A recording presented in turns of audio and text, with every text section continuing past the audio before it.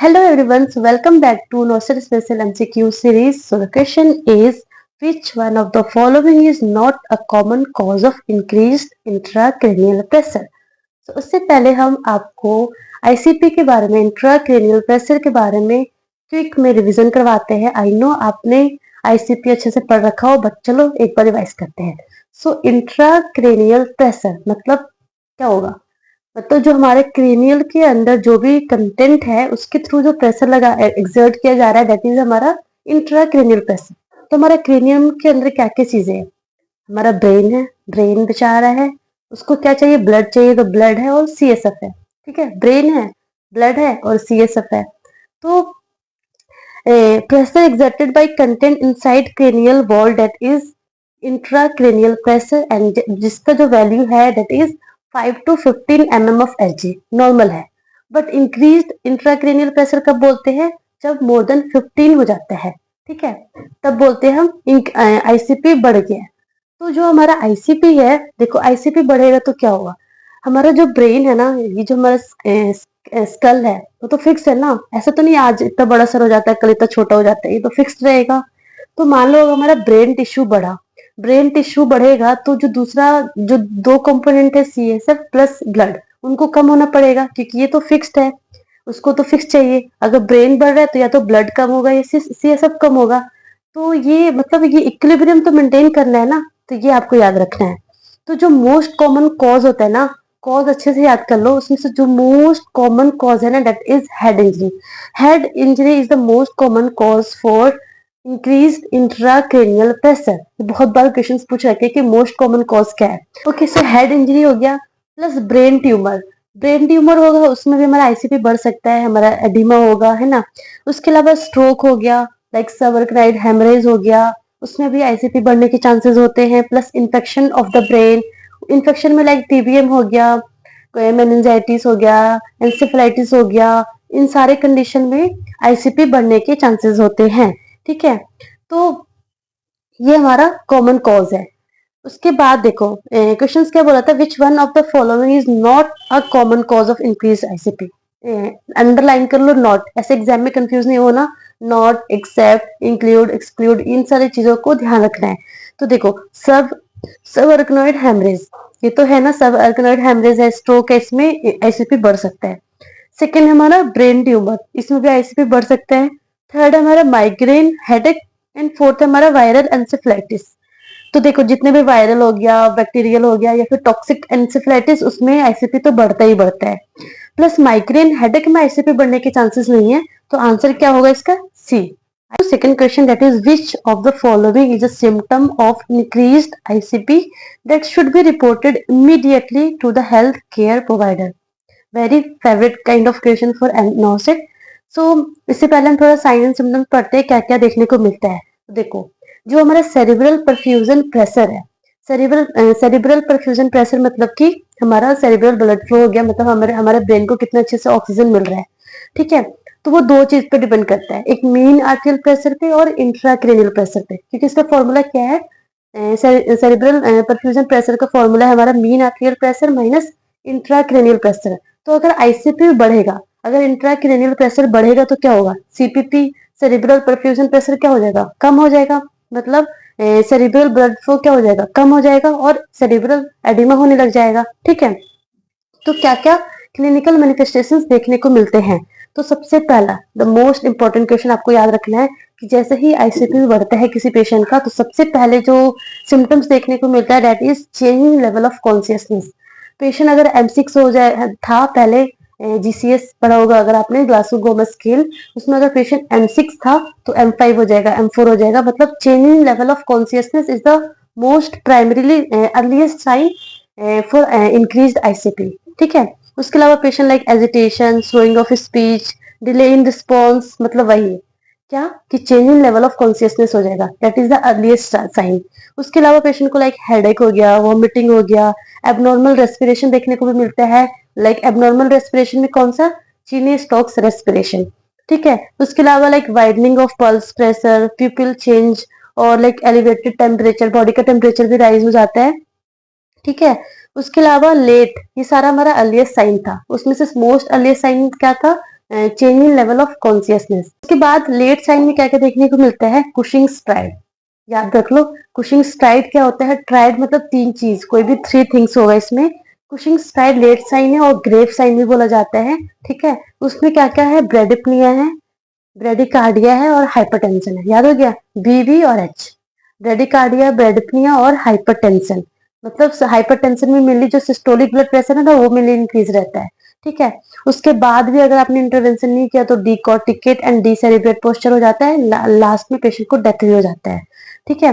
तो ये मतलब लाइक नॉर्मल लोगों में ये साइन होता है, बट इन्फेंट्स में कुछ अलग साइन होते हैं। इन्फेंट्स में क्या क्या होता है, इंक्रीज आईसीपी का साइन, बल्जिंग फोंटेनल्स, क्योंकि उनका फोंटेनल्स बल्ज होने स्टार्ट हो जाता है, प्लस जो उनका सूचर है ना, वो separation, cranial suture separation, plus जो हेड सर्कमफेरेंस है वो इंक्रीज होने लग जाता है, क्योंकि बहुत फ्लेक्सिबल होता है ना उनका हेड, ठीक है, सॉफ्ट होता है, फ्लेक्सिबल होता है, तो हेड सर्कमफेरेंस इंक्रीज होने लग जाता है। जो उनकी जो क्राई जो चिल्ला रोते हैं ना, तो हाई पिच हो जाती है। तो ये हमारा इन्फेंट्स में साइन है। इससे भी क्वेश्चंस बहुत बार पूछा है कि इन्फेंट्स में इंक्रीज आईसीपी की क्या क्या साइन है, ठीक है।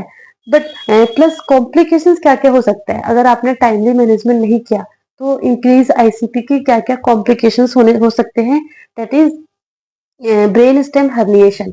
जो ब्रेन टिश्यू है वो धीरे धीरे धीरे धीरे बढ़ते बढ़ते क्या होने लग जाएगा, हर्निएशन होने लग जाएगा। तो वो नीचे आएंगे तो जो हमारे जो ब्रेन स्टेम है वो भी नीचे जाने लगेगा, तो ब्रेन स्टेम हर्निएशन होगा।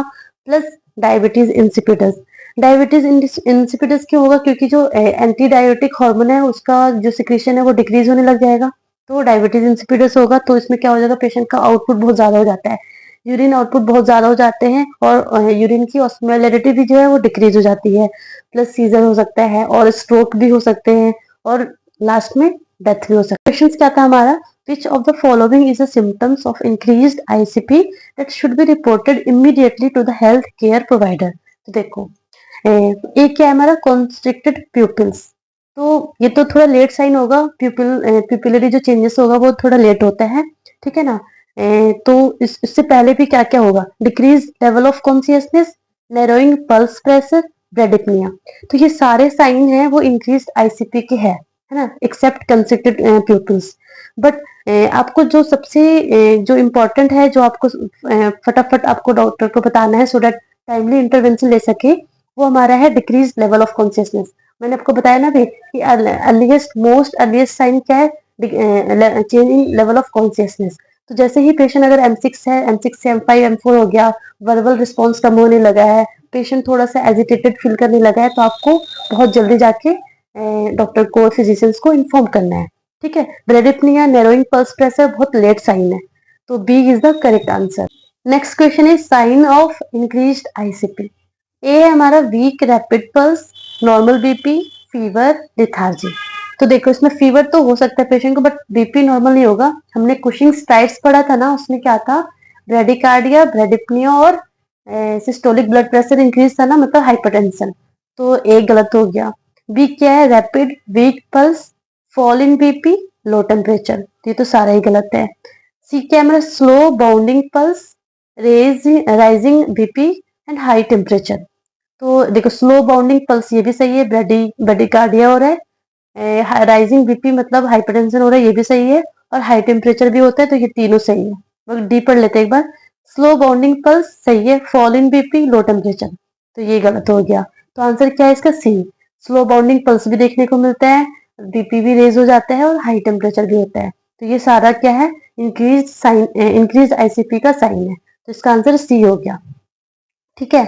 उसके बाद एक इम्पॉर्टेंट पॉइंट है कि अगर किसी पेशेंट का इंट्राक्रेनियल प्रेशर इंक्रीज है, तो उस पेशेंट में कभी भी लंबर पंक्चर कभी नहीं करना है। It is Contra indicated, lumbar puncture is Contra indicated in increased ICP patient, ठीक है। ये याद रखना, क्योंकि अगर पेशेंट का आईसीपी बढ़ा हुआ है एंड उस टाइम आप लंबर पंक्चर करोगे, तो क्या होगा, आप लंबर पंक्चर कर रहे हैं मतलब क्या, किसी ये सब ड्रेन कर रहे हैं, तो जो प्रेशर होगा ना वो एकदम सडन डिक्रीज होगा, सडन रिलीज होगा, उसकी वजह से क्या होगा, जो ब्रेन हर्निएशन के चांसेस बढ़ जाते हैं। तो ये इंपॉर्टेंट पॉइंट है, अच्छे से याद कर लो कि अगर पेशेंट का आईसीपी बढ़ा हुआ है तो कभी भी लंबर पंक्चर उस टाइम नहीं करना है, ठीक है। अगर किसी पेशेंट का आईसीपी इंक्रीज है तो क्या क्या मैनेजमेंट करते हैं, तो फर्स्ट जो है उनको हम स्टेरॉइड्स देते हैं, मेनली डेक्सामेथासोन, क्योंकि स्वेलिंग हो रहा है, इन्फ्लेमेशन हो रहा है तो उसको कम करने के लिए। प्लस ऑस्मोटिक डायूरेटिक्स देते हैं, दैट इज मैनिटोल। ठीक है। प्लस पेशेंट को फीवर आ रहा होता है तो फीवर को कंट्रोल करने के लिए हम पीसीएम वगैरह देते हैं।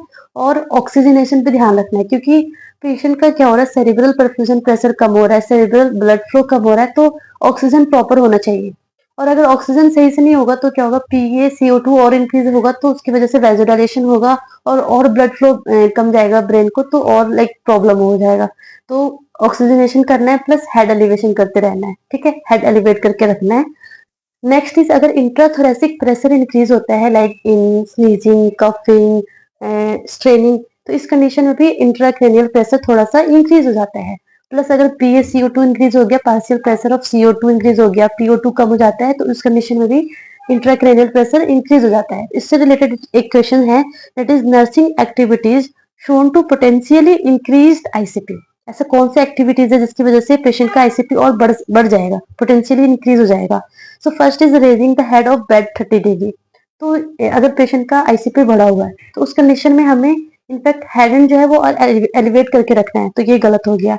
बी हमारा अप्लाइंग थेराप्यूटिक टच। इस कंडीशन में पेशेंट थोड़ा एजिटेटेड होगा तो हमें और लाइक अच्छे से बात करना है, थेराप्यूटिक टच से पेशेंट को थोड़ा अच्छा लगेगा, तो ये भी गलत हो जाएगा।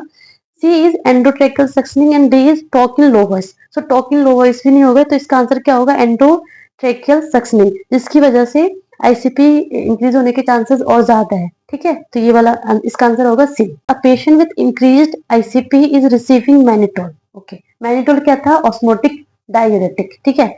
To evaluate the effectiveness of drug, the nurse should assess the client for which of the following. तो देखो, मैनिटोल था वो हमारा ऑस्मोटिक डायूरेटिक्स था, मतलब क्या होगा, यूरिन आउटपुट होगा ज्यादा। तो क्या क्या है, ए डिक्रीज्ड पल्स रेट, इसका कोई एक्शन नहीं है पल्स रेट में। बी इंक्रीज टेम्परेचर, उसका भी उसमें कोई एक्शन नहीं है। सी इज इंक्रीज्ड यूरिन आउटपुट। तो देखो मैनिटोल क्या था हमारा, ऑस्मोटिक डायूरेटिक्स था, तो आउटपुट ज्यादा हो जाएगा। और डी क्या था, इंक्रीज प्यूपिलरी रिएक्शन, वो भी गलत है। तो इसका आंसर क्या होगा, सी इंक्रीज यूरिन आउटपुट, क्योंकि मैनिटोल क्या है, हमारा ऑस्मोटिक डायूरेटिक्स है।